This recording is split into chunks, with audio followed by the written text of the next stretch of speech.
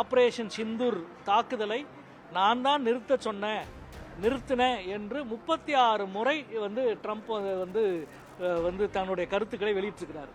ஆனால் அப்படி அவர் சொல்லலை, அல்லது சொன்னது தப்பு, அல்லது ட்ரம்ப் பொய் சொல்கிறாரு, ஏதாவது ஒன்று சொல்லுங்க அப்படின்னு மக்களவையில் அவ்வளோ கேட்ட பொழுதும் ஒரு வார்த்தை கூட, ட்ரம்ப் என்ற ஒரு வார்த்தையை கூட சொல்லாமல் வெளியேறினார். காலத்திலிருந்து மோடியும் அமித் இவரும் ட்ரம்ப் மிகப்பெரிய நண்பர்களாக இருக்கிறாவே காமிச்சிருக்காங்க. இந்தியா வரும்போதும் அல்ல, அங்கே போய் அவருக்காக ஓட்டெல்லாம் கேட்டவர் தான் நரேந்திர மோடி. இன்னைக்கு இது மாதிரியான ஒரு இஷ்யூ வர்றப்ப ஏன் அவரால் பேசி அதை சமாளித்து இந்த பிரச்சனையை முடிச்சு வைக்க முடியும்?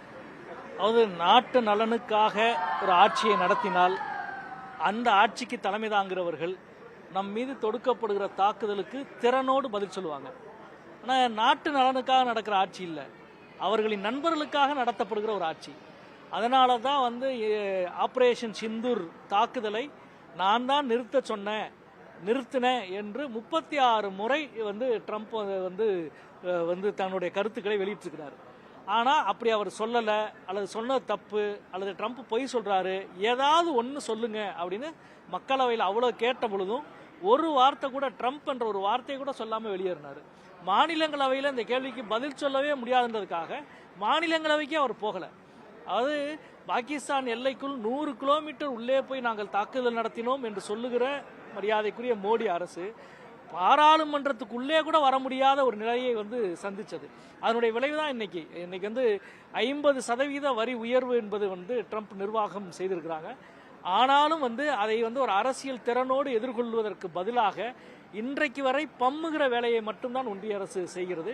எவ்வளவு பெரிய பாதிப்பு இந்திய தொழில்களுக்கு! நீங்க அமெரிக்கா அவர்கள் நாட்டுக்கு பாதிப்பு ஏற்படுகிற பொருட்களை இங்கே இருந்து இறக்குமதி செய்யறதுக்கு எந்த தடையும் இல்லை, அது பிரச்சனை கிடையாது. ஆனால் நமக்கு பாதிப்பு ஏற்படுகிற பொருட்களுக்கான தடை விதித்திருக்கிறது. குறிப்பாக ஜவுளி தொழில், டெக்ஸ்டைல் மிகப்பெரிய பாதிப்பை தமிழ்நாட்டில் கோயம்புத்தூர், திருப்பூர், ஈரோடு, சேலம், கரூர் போன்ற மாவட்டங்கள் மிகப்பெரிய பாதிப்பை சந்திக்கிறது. அதே போல கடல் உணவுகள், இன்னைக்கு 500 டன் கடல் உணவு சென்று கொண்டிருந்த கப்பல் திருப்பி அனுப்பப்படுவதாக தகவல்கள் கிடைக்கிறது. இதுவெல்லாம் தமிழ்நாட்டினுடைய, இந்தியாவினுடைய பொருள் உற்பத்தியை மிகப்பெரிய பாதிப்பை உருவாக்கும். இதில் அடிப்படையான கேள்வி என்னன்னா, ட்ரம்ப் நிர்வாகம் சொல்லுகிற மிக முக்கியமானது, ரஷ்யாவிடமிருந்து பெட்ரோலிய பொருட்களை இறக்குமதி செய்வதை நிறுத்த வேண்டும் என்று சொல்லுகிறது. முதல்ல ஒரு நாடு எங்க ஏற்றுமதி செய்யணும், எங்க இறக்குமதி செய்யணும் என்பதை இன்னொரு நாட்டினுடைய அதிபர் சொல்லுவது என்பதை ஏற்கவே முடியாது. அது இந்தியாவுக்கு கட்டளையிட நீ யார்? நாங்கள் என்ன ஏற்றுமதி செய்யணும், என்ன இறக்குமதி செய்யணும் என்பதை எங்கள் நாட்டினுடைய வெளிநாட்டு கொள்கை, எங்கள் நாட்டினுடைய பொருளாதார கொள்கை, எங்கள் நாட்டினுடைய வணிக கொள்கை தீர்மானிக்கும். எனவே இன்னொரு நாட்டினுடைய சுய உரிமைக்குள் தலையிடுகிற ட்ரம்பினுடைய இந்த அதிகாரத்துவத்தை முழுமையாக நாம் நிராகரிக்கிறோம், எதிர்க்கிறோம். இது ஒரு பக்கம். இன்னொரு பக்கம், ரஷ்யாவிடமிருந்து பெட்ரோலிய பொருட்கள் இறக்குமதி செய்வது யார் என்ற கேள்வி முக்கியமானது. அது இந்திய மக்களுக்காக இந்திய அரசு இறக்குமதி செய்யலை, இந்தியாவின் பொதுத்துறை நிறுவனங்கள் இறக்குமதி செய்யலை. இன்னும் வெளிப்படையாக சொல்லப்போனால் ரிலையன்ஸ் நிறுவனம் 50%க்கும் அதிகமான பெட்ரோலிய பொருட்களை ரஷ்யாவிடமிருந்து இறக்குமதி செய்கிறது. இறக்குமதி செய்து இந்தியாவில் சுத்திகரிப்பு செய்து ஐரோப்பிய நாடுகளுக்கு ஏற்றுமதி செய்கிறது. இந்த வர்த்தகத்தில் மிகப்பெரிய பலனை ரிலையன்ஸ் நிறுவனம் அடைகிறது. ரிலையன்ஸ் நிறுவனம் அடைகிற இந்த மிகப்பெரிய பலனுக்காக இந்தியாவினுடைய பல 100 நிறுவனங்கள் மிகப்பெரிய நஷ்டத்தை சந்திக்கிற ஒரு நெருக்கடி இருக்கிறது. எனவே அரசியலாக தீர்க்கப்பட வேண்டிய நெருக்கடி, அதுக்கு ஒன்றிய அரசு உடனடியாக செயலாற்ற வேண்டும். அதே நேரத்தில் உடனடி நிவாரணங்கள், குறிப்பாக ஒன்றிய நிதியமைச்சர் மாண்புமிகு நிர்மலா சீதாராமன் அவர்களுக்கு நேற்றைக்கு முன்தினம் நான் ஒரு கடிதம் எழுதியிருக்கிறேன். என்பிஏ வராக்கடன் விதிமுறைகள் தளர்த்தப்பட வேண்டும். அமெரிக்க வர்த்தகத்தில் அதிக அளவில் ஈடுபட்டிருக்கிற நிறுவனங்கள், பாதிப்புக்குள்ளான நிறுவனங்களுக்கு என்பிஏ அறிவிக்கிறது என்பதை ரிசர்வ் வங்கி தளர்த்த வேண்டும். ஏன்னா 3 மாசத்துக்கு ஒரு தடவை அவங்க அறிவிச்சிருவாங்க. உடனடி நடவடிக்கையாக அதை செய்ய வேண்டும். அதே போல பொருளாதார ரீதியாக வேறு எந்தெந்த வகையில் எல்லாம் அவர்களுக்கு உதவ முடியுமோ அந்த உதவுவதற்கு ஒன்றிய அரசு முன்வர வேண்டும். மாநில அரசும் மின்சார கட்டணம் உள்ளிட்ட விஷயங்களில் உதவுவதற்கு முன்வர வேண்டும். இந்திய தொழில்களை காப்பாற்ற வேண்டும்.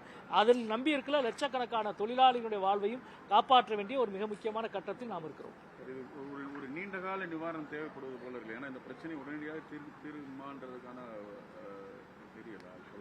இல்ல, அதுதான் இப்ப அரசு இது அறிவித்து 1 மாசம் ஆயிடுச்சு.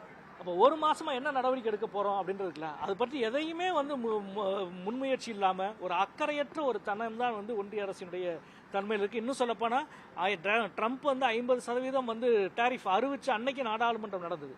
நாடாளுமன்றத்தில் இதை பற்றி விவாதிக்கணுன்ற பொழுது வெறுமன ஒரு அறிக்கையை மட்டும் வந்து ஒன்றிய அமைச்சர் வாசிச்சார். ஒன்றும் இல்லாமல் ஒரு அறிக்கை அது. இப்படி ஒரு அறிவிக்கப்பட்டிருக்கிற இந்த அறிவிப்பு இந்தியாவின் பொருளாதாரத்தை எப்படி பாதிக்கும், நாங்கள் அரசியலாக அதை எப்படி எதிர்கொள்கிறோம், அதே நேரத்தில் பாதிக்கப்படுகிற இந்திய தொழில் நடத்துவோர்களுக்கு, தொழில் முனைவோர்களுக்கு நாங்கள் எந்த வகையிலெல்லாம் உதவுறதுக்கு முன்வர போகிறோம், அதற்கு என்ன நாங்கள் யோசிச்சிருக்கிறோம், என்ன திட்டமிட்டிருக்கிறோம் என்பதை எதை பற்றியும் பேசாமல் இன்றைக்கு வரை மௌனமாக இருப்பது வந்து ஒன்றிய அரசினுடைய நண்பர்களுக்கான ராஜ விசுவாசம் தான் வெளிப்படுகிறதே தவிர மக்களுக்கான ராஜ விசுவாசம் வெளிப்பட மறுக்கிறது. ட்ரெண்ட ஃப்ரெண்ட் ஆக்கிக்கோங்க. தந்தி டிவியின் சப்ஸ்கிரைபர்ஸ் அண்ட் ஃபாலோவர்ஸ் குடும்பத்துல நீங்களும் இணையுங்க.